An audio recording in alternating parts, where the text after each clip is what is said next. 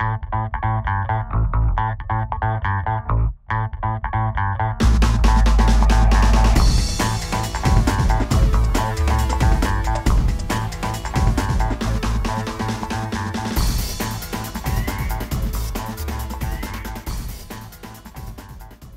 bonjour.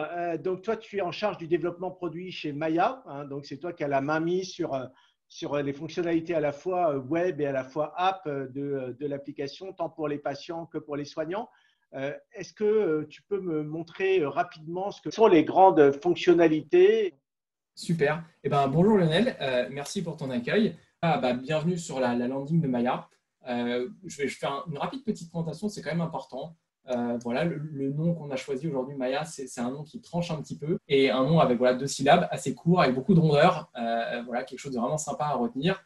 Et si on fait attention, on ne voit pas forcément en première lecture, mais en fait, les 2 petits i qu'on retrouve au milieu de Maya, c'est tout simplement un patient en face de son praticien qu'on a mis au même niveau. En fait, voilà l'histoire qu'on raconte avec Maya. Voilà, les rendez-vous et téléconsultations avec vos professionnels de santé. Si on scrolle un petit peu et qu'on descend vers le bas, en fait, on voit ici, voilà, prenez rendez-vous avec vos professionnels de santé, avec le petit praticien qu'on a ici, votre téléconsultation à tout moment, vos documents de santé toujours avec vous, en gros, voilà, les 3 axes principaux. Le dernier point qui est important, c'est téléconsulter en officine. C'est la première brique de ce qu'on commence à faire avec les officines, mais on a l'intention d'aller encore plus loin. Et si on fait attention, quand on monte ici, on voit en fait tout ce chemin blanc là qui se dessine. En fait, en réalité, c'est le parcours de soins du patient. Et l'objectif de Maya, c'est vraiment d'accompagner le patient tout au long de son parcours de soins.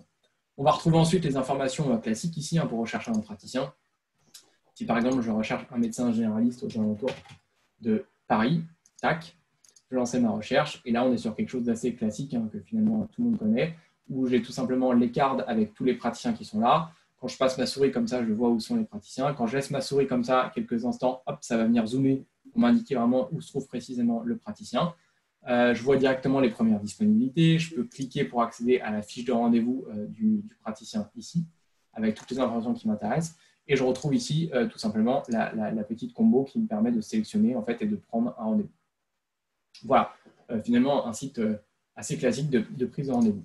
Maintenant, ce qui nous intéresse ici, là, je vais me loguer quand même rapidement. Tac. Donc, je suis sur l'interface patient. J'ai un bouton téléconsulter maintenant qui correspond à la téléconsultation sans rendez-vous, en son nom programmé. Je vais cliquer ici et donc automatiquement, je vais voir en fait tous les praticiens qui sont disponibles voilà, autour de moi. Donc là, on est sur une interface de démo avec des praticiens de démo. Côté professionnel de santé, je retourne du coup sur mon agenda et j'ai la possibilité ici, en cliquant sur la petite caméra, de me rendre disponible à tout instant. J'ai une pop-up qui apparaît avec un petit slider qui me suggère pendant combien de temps vous voulez vous rendre disponible. Je vais dire 1h30 et je vais choisir de me rendre disponible pendant 1h30. Tac, voilà, j'ai ma petite caméra qui passe en vert ici. Côté patient, si je retourne juste là, donc le médecin vient d'arriver, vient d'être visible juste ici parce qu'on vient de l'activer de l'autre côté, interface professionnelle de santé. Je vais cliquer ici sur le bouton et on va rentrer dans ce qu'on appelle le flow d'initialisation de la téléconsultation. Donc, on voit que j'ai la caméra qui s'est tout de suite lancée juste derrière. Et en fait, là, je vais tout simplement commencer par remplir toutes les étapes une par une. Donc, la première, c'est valider les conditions de la téléconsultation, valider les conditions générales d'utilisation. Ensuite, on va me demander pour quel patient je désire faire cette téléconsultation. Donc là, je vais sélectionner le patient Romain Jonneau. Ensuite, quel est mon motif de consultation? Moi, je vais dire que c'est pour un renouvellement d'ordonnance. La dernière étape ici, là, c'est de choisir la carte bleue.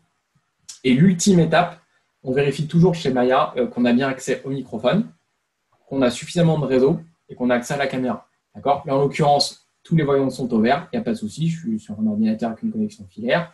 Je vais faire suivant. Et vraiment, la dernière étape avant que ça sonne côté praticien ici, c'est de lancer l'appel et c'est ce qui fait qu'il va y avoir une préautorisation. Là, en ce moment, elle est précétée à 8,90 €. Mais en gros, c'est le praticien qui a fixé tout ça. Je vais lancer la préautorisation ici. Et donc, ça va appeler le praticien. Et on voit que j'ai une notification qui est apparue. Et du côté praticien, ça se met à sonner. D'accord? Et j'ai donc 3 options. Soit refuser le patient, d'accord? Soit le mettre en attente, soit démarrer la téléconsultation. Donc là, je vais tout de suite la démarrer dans le cadre de la démonstration. Et voilà, la téléconsultation démarre. Donc là, bon, c'est un peu schizophrène parce que je suis à la fois du côté praticien et du côté patient.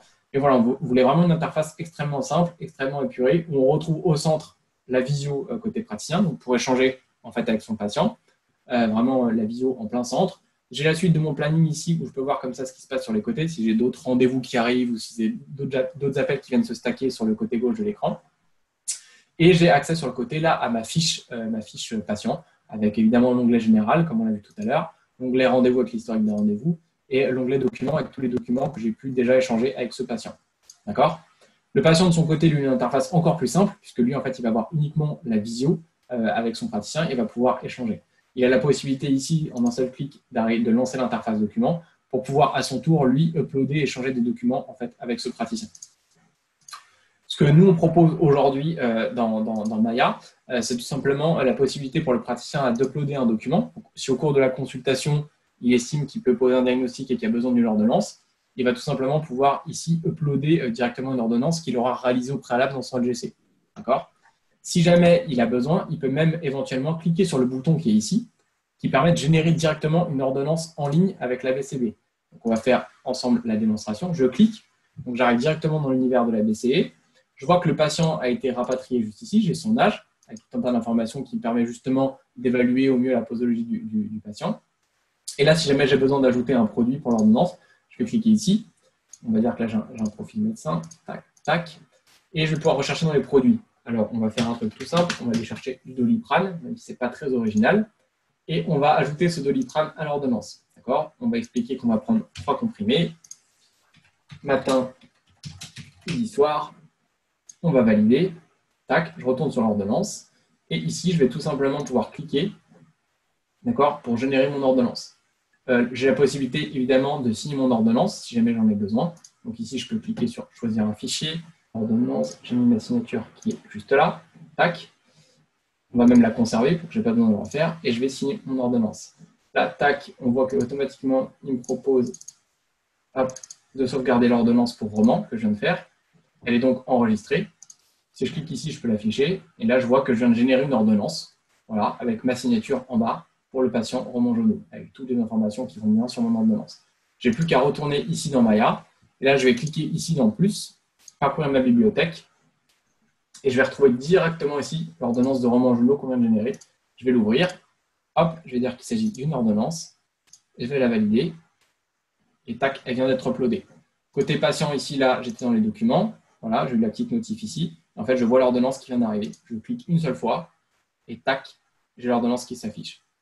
On voulait vraiment une interface la plus simple possible, aller le plus vite possible. C'est de la visio dans laquelle j'échange les documents. C'est vraiment ce qu'il faut retenir de Maya. C'est on met en relation le praticien avec son patient le plus rapidement possible, le plus simplement possible. Et du coup, le patient peut recevoir son ordonnance et commencer son traitement en allant directement en officine pour récupérer le médicament. Voilà un petit peu sur la philosophie. Maintenant, je ne vais pas forcément rentrer dans le détail, mais il y a toute la partie facturation, où là, du coup, le praticien peut choisir le montant qu'il facture en adéquation avec la préautorisation qu'il a fixée au préalable, etc. Et une fois que c'est terminé, il ne reste plus tout simplement qu'à dire au revoir au patient et à raccrocher. Voilà. Tac. C'était très, très clair, Richard. Merci beaucoup. J'ai compris qu'à la fois côté patient et à la fois côté médecin, c'est extrêmement simple. Exactement, c'est vraiment la philosophie de l'outil, en tout point. Super, ben merci beaucoup à toi. Merci.